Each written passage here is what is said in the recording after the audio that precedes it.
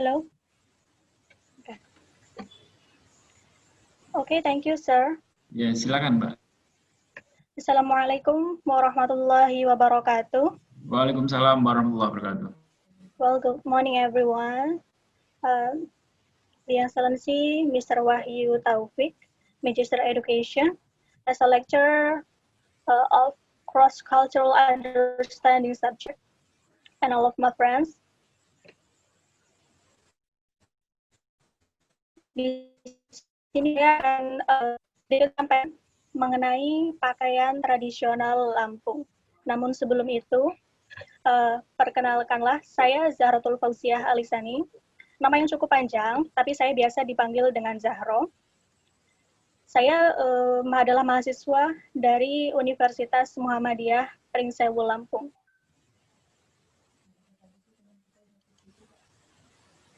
Baiklah, sebelum kita fokus kepada pakaian tradisional Lampung, kita akan menyaksikan bersama-sama cuplikan video dari jenis pakaian tradisional India.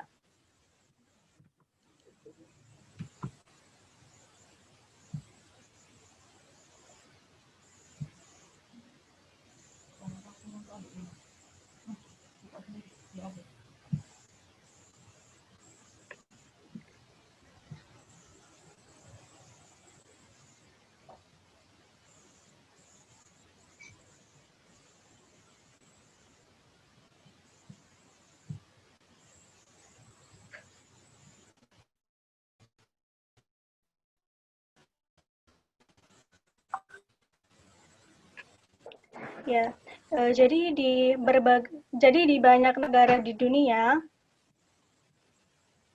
terdapat negara-negara yang masih memakai pakaian tradisional sebagai pakaian sehari-hari mereka. Contohnya di sini adalah pakaian tradisional dari India yang masih dipakai oleh wanita-wanita India dalam keseharian mereka. Di sini saya mempunyai dua contoh dari pakaian tradisional India. Gambar yang pertama ini menunjukkan bahwa wanita India memakai pakaian tradisional mereka ke acara-acara pernikahan atau ke acara-acara khusus mereka. Nah, gambar yang kedua ini menunjukkan bahwa wanita India memakai pakaian tradisional mereka untuk pakaian sehari-hari mereka. Nah, sebenarnya tidak ada ketentuan khusus atau aturan khusus mengenai formal atau tidak formalnya pakaian India. Jadi bisa jadi wanita India menggunakan pakaian yang baik itu untuk pergi ke kantor maupun untuk keseharian mereka. Namun biasanya yang membedakan hanyalah jika mereka pergi ke suatu pesta, itu mereka akan menggunakan pakaian dengan warna yang lebih cerah dan juga lebih mewah.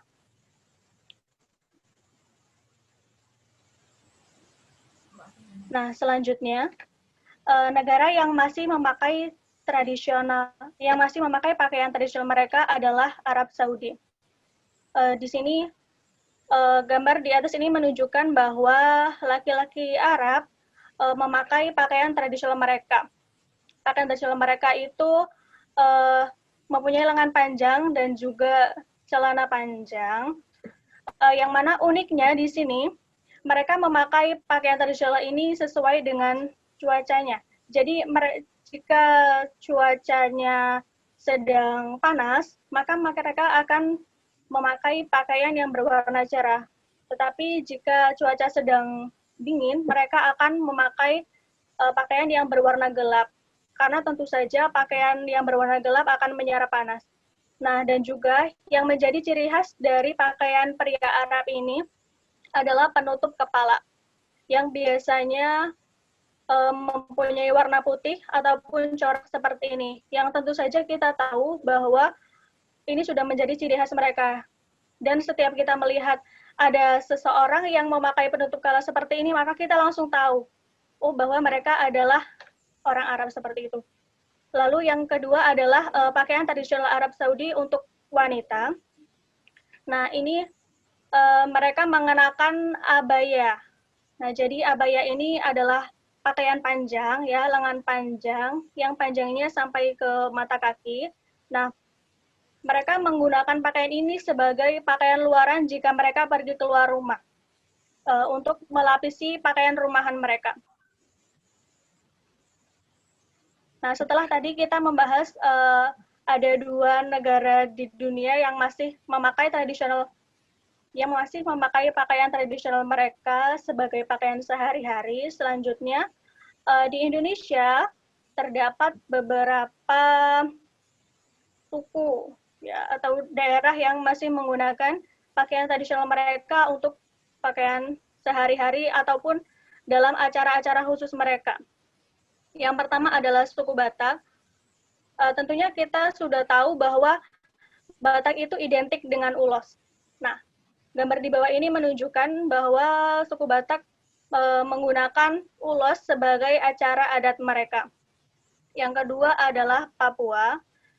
Nah, Papua mempunyai budaya yang sangat kental.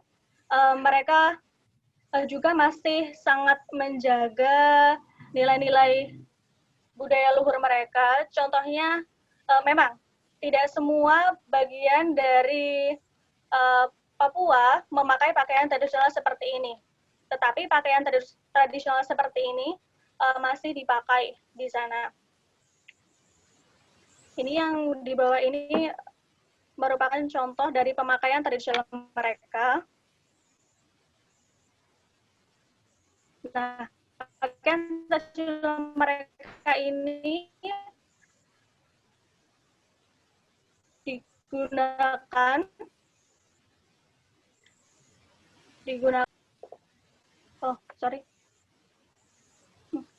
pakaian tradisional mereka ini dibedakan berdasarkan penggunaannya, yaitu acara adat apa yang mereka kunjungi dan juga tentang sosial mereka. Contohnya adalah kota yang dipakai oleh laki-laki di Papua itu beda. Jadi mereka akan menggunakan koteka yang lebih panjang untuk menghadiri acara-acara adat. Nah, yang selanjutnya adalah Jawa. Nah, yang dipakai dalam foto pertama ini adalah surjan. Jadi, surjan ini mempunyai motif salur seperti ini, dan juga dilengkapi dengan belangkon, dan juga bawahannya adalah jarik. Nah, ini sebenarnya berasal dari Yogyakarta, tetapi banyak masyarakat Jawa lainnya yang juga menggunakan seperti ini. Nah, contoh penggunaannya dalam sehari-hari adalah gambar di bawah ini. Jadi, anak-anak ke sekolah itu menggunakan baju tradisional mereka. Nah, saya mempunyai pengalaman saat itu saya berlibur ke Malang, dan ternyata di sana saya benar-benar menjumpai bahwa anak-anak itu sekolah itu menggunakan pakaian tradisional seperti ini. Itu setiap hari Sabtu. Jadi mereka menyebutnya dengan seragam jadul, seperti itu. Nah,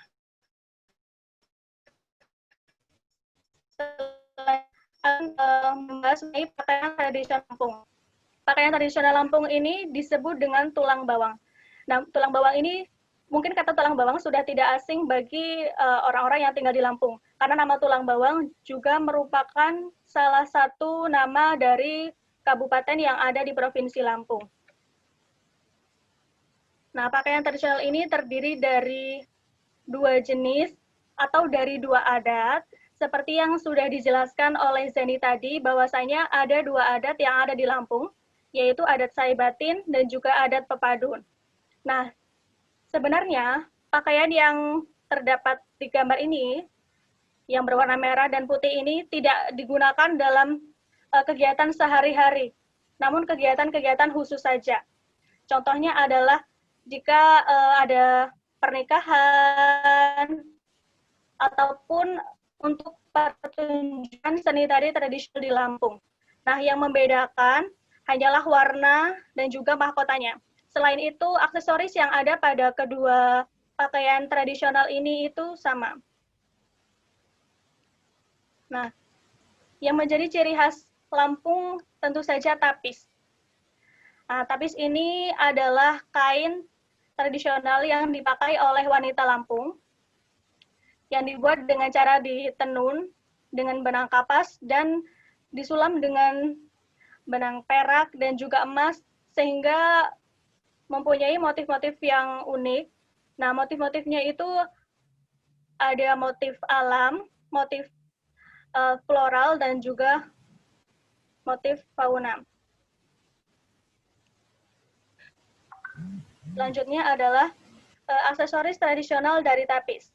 Nah, ini yang tradisional, saya mengambil contoh ada dua, yaitu tukus dan kaket atau kiker.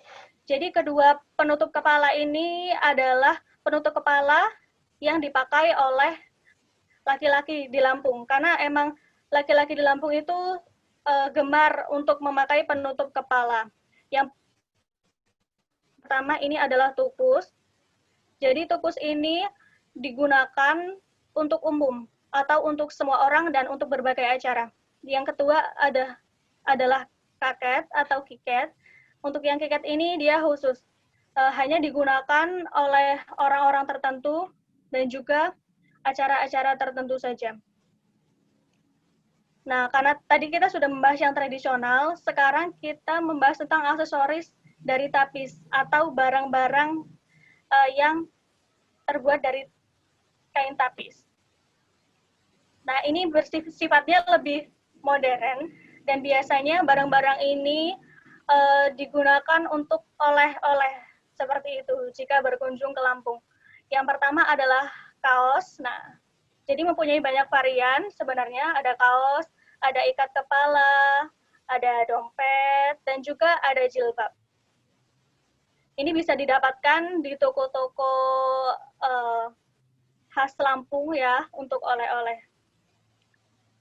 Lalu yang terakhir adalah pemakaian aksesoris khas Lampung. Nah, di sini masyarakat Lampung, khususnya wanita Lampung, selalu memakai kain tapis ini seperti ini ketika pergi kondangan ya, atau jika mereka menghadiri acara-acara adat.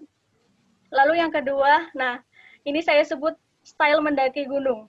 Sebenarnya banyak sekali laki-laki di Lampung yang memakai hiasan kepala seperti ini untuk sekedar pelengkap dari outfit mereka seperti itu.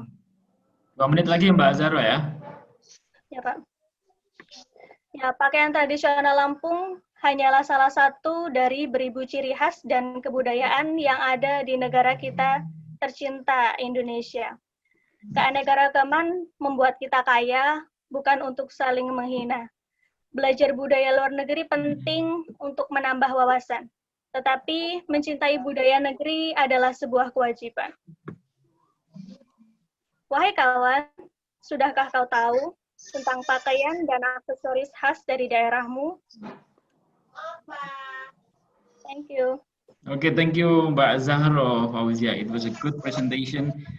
It reminds me of one question ya, that actually we have a dilemma to call dress as a traditional dress ya. Kita ada masalah kebatinan mengenai menyebut pakaian disebut pakaian tradisional ya.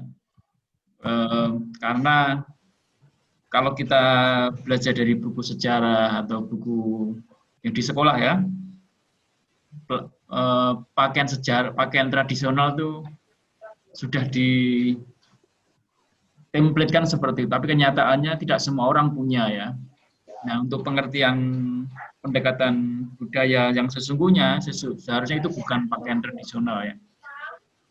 Seharusnya pakaian tradisional adalah pakaian yang memang rakyatnya secara tradisi memiliki dan memakainya ya. Jadi mungkin itu adalah salah satu hal yang harus kita kritisi sebagai pembelajar review ya. Saya pernah ada kejadian mengantar orang asing dan bertanya mengenai pakaian tradisional di daerah yang saya wakili waktu itu. Dia bertanya, kenapa ini disebut pakaian tradisional tapi tidak ada yang punya? Bahkan yang aneh, jarang orang memiliki pakaian tradisional itu.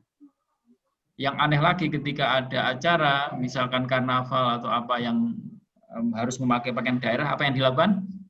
Mereka menyewa, ya kan? Ada di antara kalian yang mempunyai baju yang dalam tanda kutip pakaian tradisional tadi di rumah kalian masing-masing, di lemari kalian? Ada? Ada, Mister. Ada yang punya? Ada, Mister. That's good, that's good. Pertanyaan kedua, apakah kalian pakai sehari-hari? Misalkan kalian pergi ke pasar, kalian pakai baju dipakai? Tidak. Hanya untuk acara aja. Exactly, ya, itu juga. Ya. Kalau ada orang memakai, ya. Kalau ada orang, Zahro misalkan memakai pakaian tradisional yang ada di gambar itu di pasar, apa ya reaksinya orang-orang? Kira pengantin Mister. Ayo, oke Zahro, seperti itu ya. Nah itu agak berbeda dengan daerah yang lainnya. Saya pernah ke Sulawesi Selatan, itu mereka memiliki pakaian daerah dan mereka memakainya sehari-hari. Mohon maaf saya lupa namanya, tapi kira-kira ciri-cirinya itu pakaiannya mengkilap ya. Warnanya mengkilap dan mereka pakai untuk mengajar. Waktu itu saya ada acara seminar di situ. Dan oleh-olehnya juga kain. Jadi mereka minta kita menjahit sendiri di rumah. Tapi ketika saya bawa pulang, jujur saja kain itu tidak saya apa-apakan karena kecenderungan manusia itu agak selisih kalau berbeda ya. Baju itu dianggap bagus di tempat asal, tapi mungkin agak aneh di tempat yang berbeda. Ya. Dan nanti bisa jadi renungan kita bersama, dari mana asal muasal doktrin pakaian tradisional itu harus seperti ini, seperti itu. Padahal sekali lagi kenyataannya kalau kita pergi ke pasar, pergi ke mana, ya, tidak seorang pun memakai pakaian tradisional itu. Dan itu secara definisi asalnya, itu bukan pakaian tradisional ya. Mungkin tuh pakaian bersejarah mungkin masuk ya. Yang dipakai oleh raja-raja dahulu mungkin itu bisa. Thank you Mbak Zahro, it was a good presentation ya, to trigger us. Pertanyaan akhirnya nanti bisa dicantumkan, nanti bisa kita diskusikan di kelas, di e-learning. Selanjutnya adalah siapa?